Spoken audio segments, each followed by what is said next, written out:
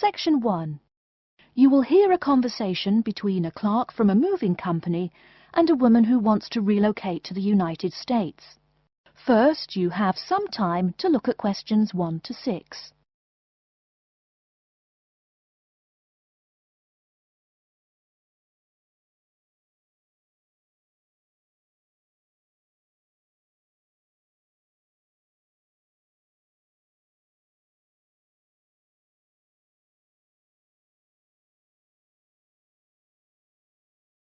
You will see that there is an example which has been done for you.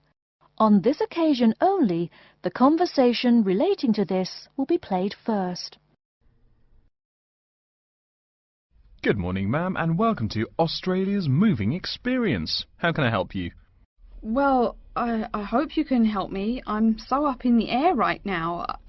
Just calm down now. Let me guess. You're moving and it has you a little confused. That's it exactly. You see, I'm relocating to the United States next month, and I'm having a hard time getting organised. Here, fill out your name and address and let me ask you a few questions. Oh, what should I call you? My name is Jane Bond. The woman says that her full name is Jane Bond, so Jane Bond has been written in the space. Now we shall begin. You should answer the questions as you listen, because you will not hear the recording a second time. Listen carefully and answer questions 1 to 6. Good morning, ma'am, and welcome to Australia's moving experience. How can I help you? Well, I hope you can help me. I'm so up in the air right now. Just calm down now. Let me guess. You're moving and it has you a little confused. That's it exactly. You see, I'm relocating to the United States next month, and I'm having a hard time getting organised. Here, fill out your name and address and let me ask you a few questions. Oh, what should I call you? My name is Jane Bond. OK, Jane, first of all, what's your work phone number? In case I have any questions about things. My work phone is 9463 550. But please try not to call me too often there. My boss hates personal calls. So does mine, ma'am. So does mine. And what address should we ship your things to? My new company is letting me stay temporarily at 509 Clark House. That's CLARK, 1137 University Drive in Seattle. Seattle? Beautiful city, I hear. Mountains right beside the ocean almost. Cooler than Australia, too. OK, and when should we come pack your things? I guess that would be on Monday, March 11th. Do you want any help with an after-packing clean-up? We do that for a small additional charge.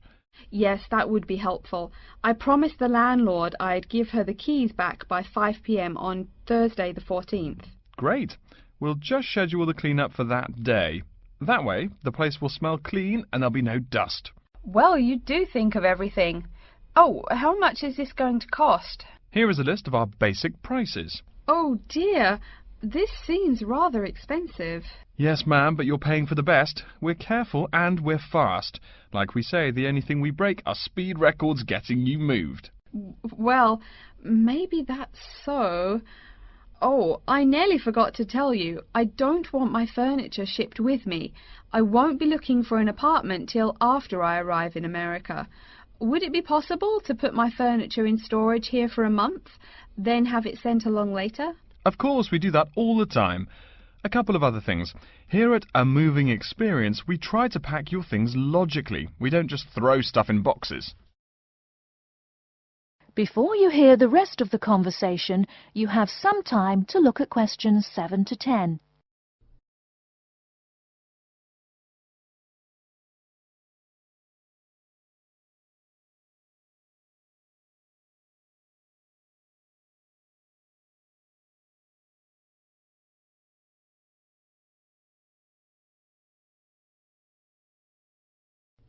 Now listen and answer questions 7 to 10.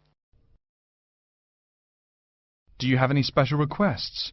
You know, things you want packed in some special place, so you know where to find them. Like what? Oh, I don't know. Things like dishes, maybe. Not to be rude, but you look like a lady who likes to eat. Ah, yes, I need my dishes and things where I can find them quickly. Great. We'll put those dishes and cutlery in what we call the emergency pack. Can you think of anything else? I do have an antique tea kettle my great-grandmother gave my mother. I wouldn't want to lose that. So I guess you'd better put that in storage with the furniture. Grandma's tea kettle with the furniture. Got it. Say, how about things like your alarm clock? You don't want to miss your plane on the big day, right? Well, you certainly think of everything. Yes, that's right. I'll also need my alarm clock where I can find it. Fine, we'll put that in your personal package. And of course, we'll give you a list of where we pack everything. So all you'll have to do on Thursday the 14th is grab your luggage on your way out the door. I couldn't help noticing the new CD player you're carrying. Is that a Samsung? Why, yes it is. One of their best. Cost me nearly $100, it did. Do you want to take special care of it? I mean, it's brand new. Take care of it, but nothing special. You can just put it in storage with the furniture. That looks like everything we need here. I guess you're all set. That was certainly quick. Thank you, young man. This has been a most moving experience. That is the end of section 1. You now have half a minute to check your answers.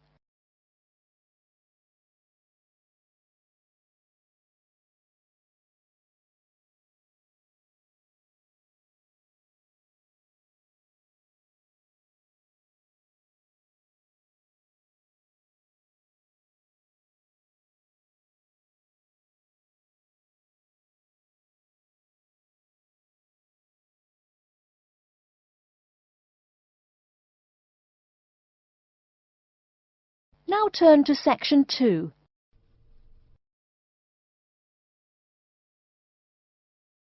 Section 2. You'll hear an introduction to a conference on computer system language learning. First, you have some time to look at questions 11 to 16.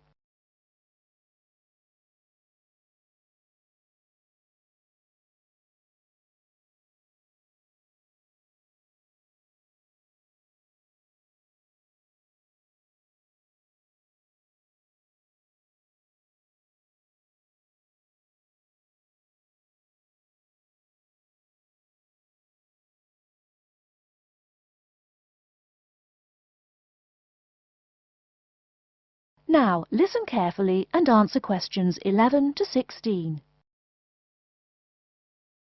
Good morning, everyone, and welcome to the second annual Wallabaloo Conference on Mastering Computer Languages. I hope you all had a good trip. Before we get underway with today's program, let me fill you in as to what's on tap for tomorrow, Sunday, February 19th.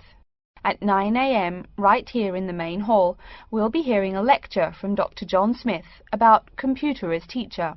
Professor Smith from the University of Melbourne is a world-class expert in the field of computer-assisted education, and his talk promises to be both stimulating and informative. Immediately afterwards, at 10:30, there will be a presentation of papers by various delegates. That, however, will take place in the garden room on the ground floor. If you don't yet know, the garden room is also called the ballroom and will be gathering at the west end, the slightly raised area called Level 2. Just look for the crowd. If you get lost, there are signs in the foyer. After all that thinking, talking and listening, I expect everyone will be a bit weary. So at 11:15, there will be a break for coffee, cookies and other light refreshments. These will be available at the aptly named refreshment stand, placed by the door back here in the main hall. Also, if you choose to skip the formal lunch, you can buy a packed lunch at the stand for a reasonable price. I strongly urge you, however, to join us at the formal lunch. That won't be till 1 o'clock sharp, so you have time to stroll about town a bit. We'll be eating at the Seaview restaurant. The restaurant is located right here in the hotel on the top floor. It's a good dozen flights of stairs, so I suggest you take the lift on the ground floor, eh? If you're not fond of fish, there's an all-you-can-eat barbecue available as well. They even offer wallaby meat. After lunch, we'll troop back downstairs to Level 2 in the ballroom for the presentation of further papers, which will begin at 2 p.m. Please try to be on time. I know you'll be a bit tired after lunch, but the ballroom echoes so with people coming in late. Thank you in advance. Once we've heard the papers, we'll break for afternoon tea at 3:10 p.m. No need to walk. The manager of the refreshment stand has graciously agreed to have tea served in the ballroom. He's even promised us some special scones, baked from a recipe of his dear old Scottish grandmother. Then, tea being drunk and scones munched, we'll retire here to the main hall for some closing remarks and questions. So, by 5 o'clock, we should have the conference wrapped up. But the fun isn't over. This is Australia, mates. We'll be flocking to the hotel's own Palm Lounge on the east side of the foyer for an informal reception. You can relax, mingle with the other delegates, and let your hair down a bit. This will run from 5:10 to 6:10, though you're free to stay as long as you like. The lounge manager has informed me that for the duration of the actual reception, you can have all-you-can-drink beer for $20 with purchase of an advance ticket. Before you hear the rest of the talk, you have some time to look at questions 17 to 20.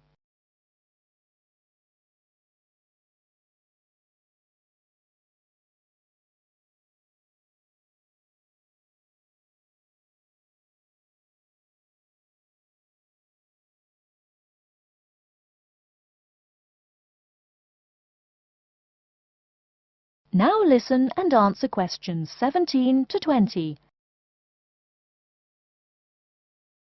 And yes, tickets can be purchased from any conference organizer or at the front desk any time between now and the start of the reception. I suggest you come by tomorrow evening to pick up the tickets, since the conference hall only holds 800 people. That way you can also get your journey planned ahead of time and be sure not to miss this truly memorable conference. If you want cocktails, however, I'm sorry, you'll have to pay for those at the regular price. Oh my goodness! Speaking of paying, I see I forgot to tell you a couple of things. The first is about lunch. The charge for the lunch will be $15 for all you delegates.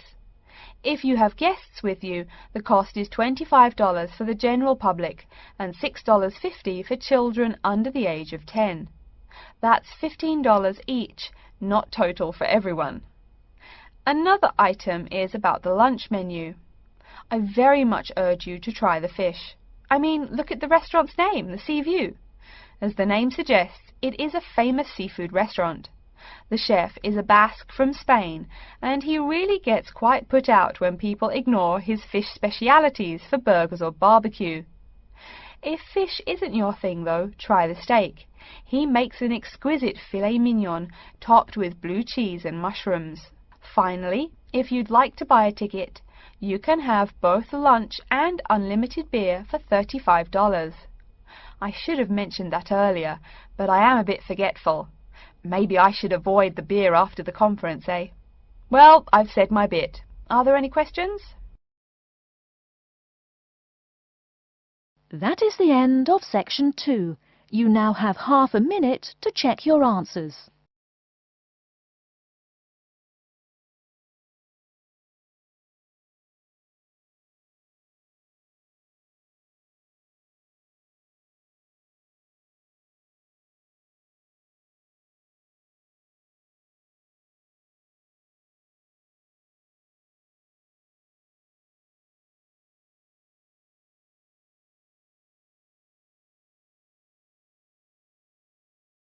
Now turn to section 3.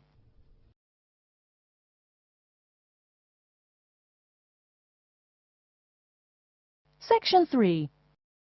You will hear a student called Tina asking Professor Van Diesen for advice on choosing courses. First, you have some time to look at questions 21 to 26.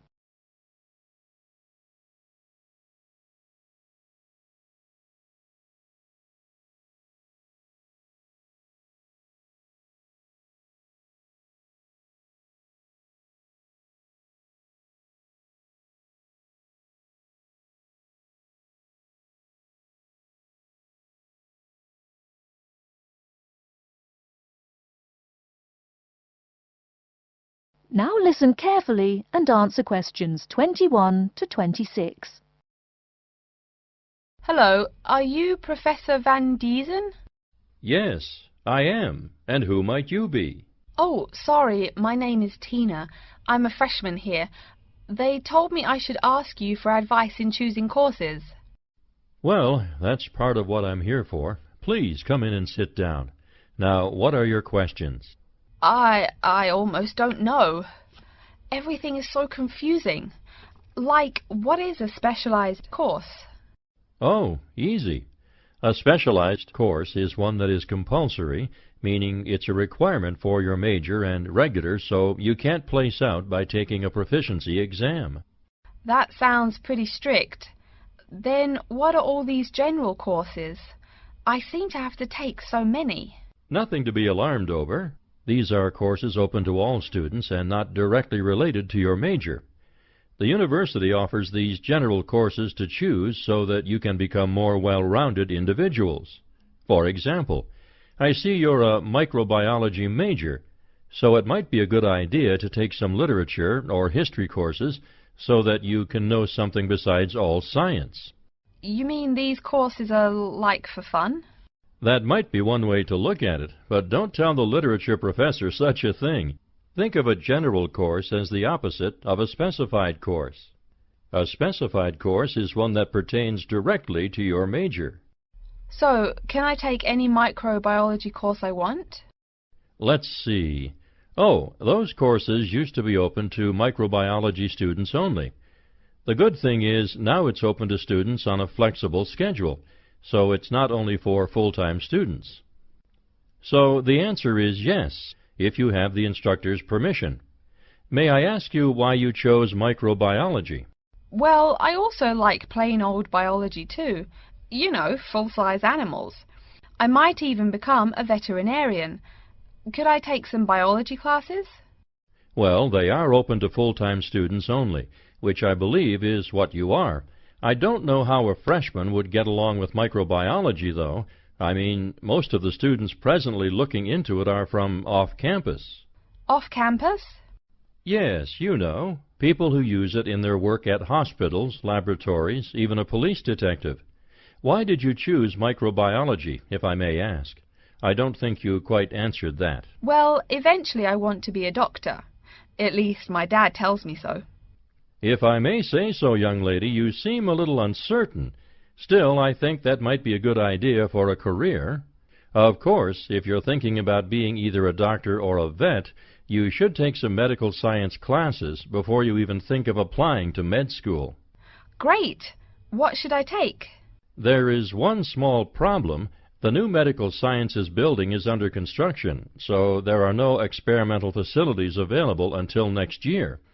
I'm afraid you'll have to wait, but don't forget to take those courses at the first opportunity. Oh, bummer. Is there any other course you'd recommend for someone like me? Well, since you seem to like animals, have you ever thought about looking into environmental science?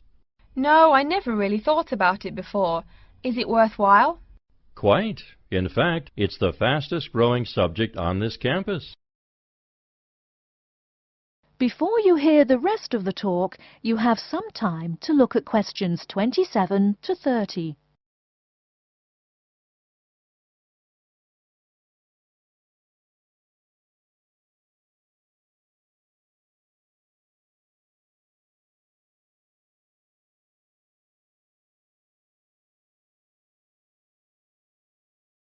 Now listen and answer questions 27 to 30. I'm sorry, I couldn't help noticing the long list of classes you've written out there. May I have a look? Oh, sure. Medical science, statistics, laboratory techniques, medicine, mathematics, computing. My, a bit of everything here. Is it too much? For your first semester, yes. What I suggest is starting out by taking the compulsory courses. Like we said before, the medical science can wait. Consider taking that in your sophomore year. I think I'd put off computing, too. I recommend to all freshmen that I talk to get the compulsory mathematics out of the way as early as possible, so take that one. It'll be one less difficult course you have to focus on when the science lab opens next year, and you have to catch up on classes like laboratory techniques. Your major also requires statistics, so you have to balance 2 math classes, and no doubt you should take that. Otherwise, get your required medicine course out of the way by taking something theory-based. Oh, of course, and your environmental science class, if you're interested. The others can wait, though I think computing is definitely a good idea, even though it's not required. I see, too, on your paper there you seem to have had high marks on the entrance exam. Yeah, I guess so. Don't be shy. Have you thought about applying for a scholarship? Do they have any?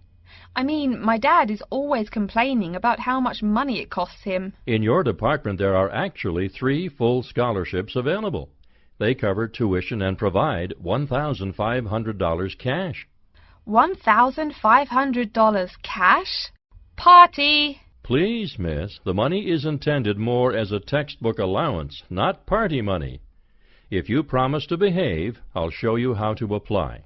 Great, and thanks. That is the end of section 3. You now have half a minute to check your answers.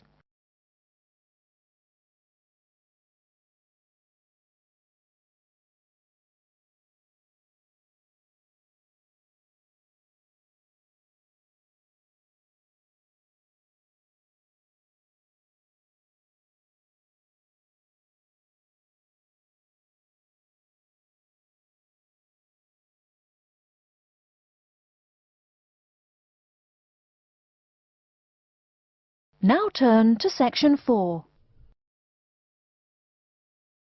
Section 4. You will hear a lecture about how to choose flooring materials. First, you have some time to look at questions 31 to 40.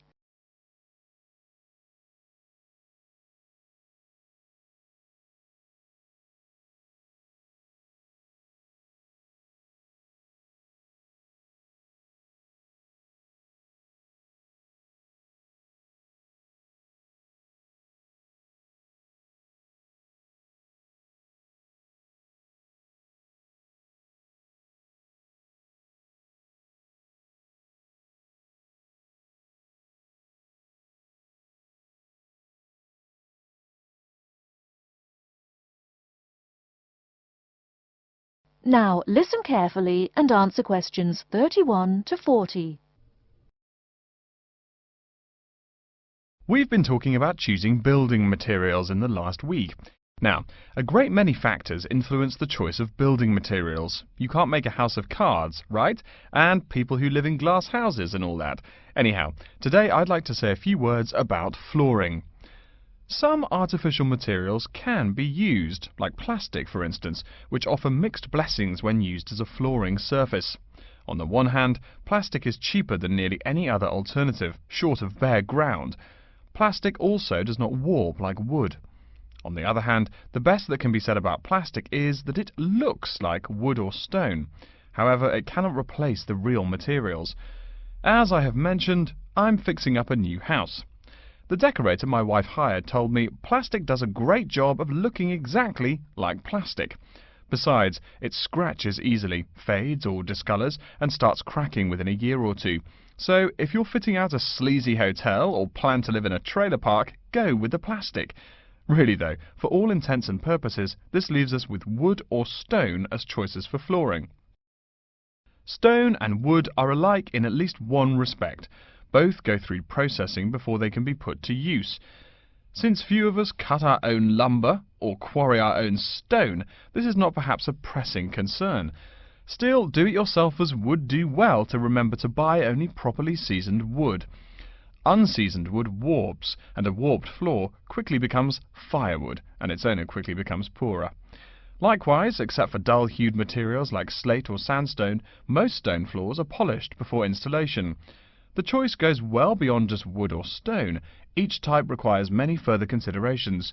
A few special remarks are called for when considering wood. For example, as always, aesthetics, personal taste and layout all play roles, as well as the type of house or room. Oh, and certainly don't forget the cost. When it comes to cost, a rule of thumb is that the softer and less exotic the wood, the lower the cost. In the US, for instance, pine is both ubiquitous and cheap. Mahogany is imported and exorbitantly expensive. If you're on any kind of budget when remodeling, it's really helpful to remember to go for the softer woods. Aside from cost, there are still lots of different factors that are important in choosing the best flooring for the job. Continuing with the example of wood, one must consider the effects of each type of wood on the mood of the room. When selecting the best wood to use, particular attention needs to be paid to its grain patterns, texture, and colour. In rooms where relaxation or deep thought is the aim, say bedrooms or the study, dark, strong-grained woods are the rule. Here, the grain ought to match the furniture for a feeling of homogeneity. In rooms where activity and motion are typical, the dining room or living room, lighter, finer-grained lumber is more suitable. In such a setting, the wood grain might be useful in offering a contrast to the furniture. This leads to a feel of subconscious excitement in keeping with the room's function. In either case, though, consult a decorator.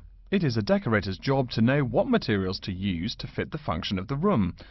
Though some things about putting together a room are subjective and based on one's individual taste, materials appropriate to a room's function are much more straightforward.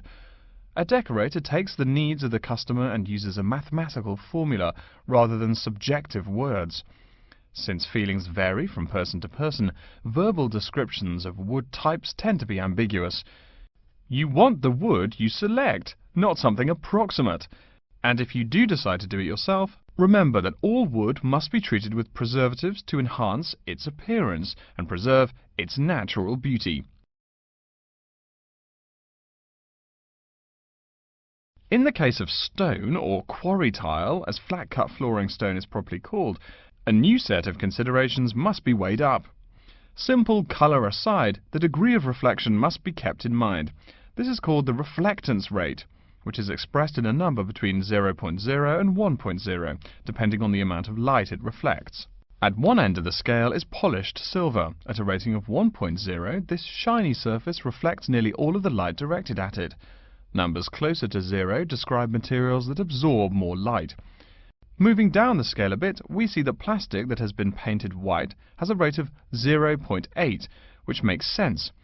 We know that the colour white reflects all other colour, while black absorbs all colour, and plastic itself is a relatively reflective material. Materials that are denser and darker have reflectance rates much closer to 0. The quarry tile I mentioned a while ago has a rate of 0.1. As you may know, quarry tile is generally dark brown and made from clay, so it is quite dense. Of course, there is considerable variation among types of quarry tile because of the hue or treatment of the clay during its creation. Does anyone have any guesses as to what material may have a rate of almost 0.0? We can guess most of these materials are black in colour, but plastic, wood and even stone reflect some light. One material with a rate of almost 0.0 is black velvet. The texture produces almost no shine at all. Carrara marble, despite its white hue, is actually lower in reflectivity than black onyx. In any case, the fact that tiles vary somewhat should not be forgotten. A highly reflective floor would not be suitable in a library. It would be indispensable in a ballroom, should your home be large enough to feature one. Again, a rule of thumb is that light means lively. Since form and material follow function, one should only use the more reflective materials in rooms where the cultivation and expression of energy is important. Bear in mind, too, that most types of stone cost more than all but the rarest of wood. Of course, there is no reason why some rooms of a house should not feature wood floors or other stone tiles. You can even mix the two. A room with wood panels on the walls can have a beautiful stone floor. My bedroom has white birch walls and a light blue slate floor. The place looks like a Russian hunting lodge. Remember though, go with what feels right for you. Good taste and the laws of interior design are the homeowner's servants, not his master. It's only beautiful when you decide it is. I mean, you're the one who lives there, not the decorator, right? Okay, are there any questions? That is the end of section 4. You now have half a minute to check your answers.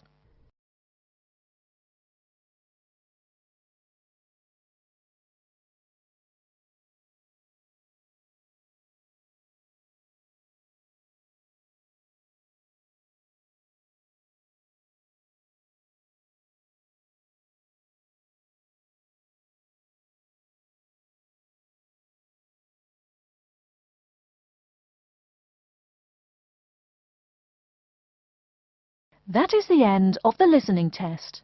In the IELTS test, you will now have 10 minutes to transfer your answers to an answer sheet.